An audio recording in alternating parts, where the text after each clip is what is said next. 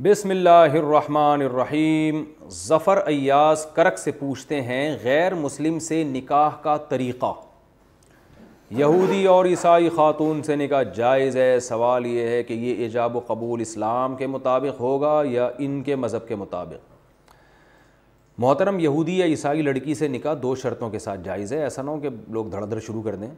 پہلی بات، وہ واقعی یہودی اور واقعی عیسائی ہو، یعنی جو ایتھیس نہ ہو، ملحد نہ ہو۔ آج بہت سے لوگ نام کے عیسائی ہیں مگر وہ حضرت عیسیٰ کو پیغمبر نہیں مانتے، تو وہ واقعی بائبل کو اور تورات کو اللہ کی کتاب مانتی ہو اور پیغمبروں کے سلسلے کو مانتی ہو تو پھر عیسائی بنے گی، پھر یہودی بنے گی، چاہے وہ اپنے مذہب پر ہی ہو۔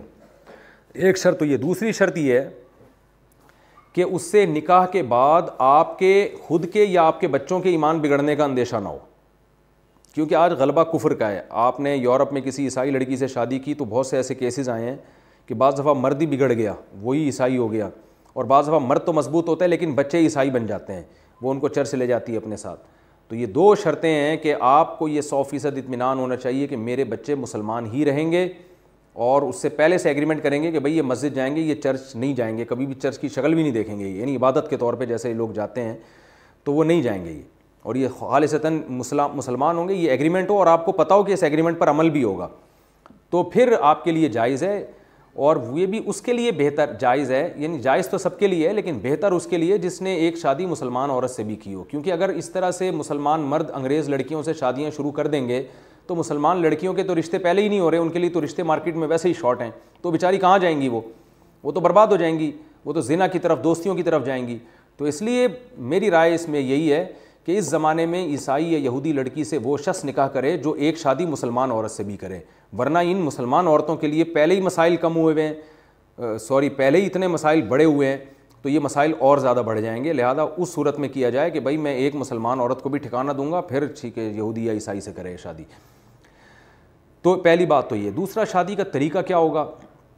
شادی کا طریقہ وہی ہے، ایجاب و قبول کر لیا جائے، اور جو مسلمانوں کا طریقہ ہے ان کے طریقے کے مطابق شادی نہیں ہوگی۔ الاسلام یعلو ولا یعلی علیہ، فقہا کہتے ہیں کہ جہاں اسلام اور غیر اسلام کا ٹکراؤ ہوگا تو پھر اسلام غالب ہوگا، تو اسلامی طریقے سے ہوگی۔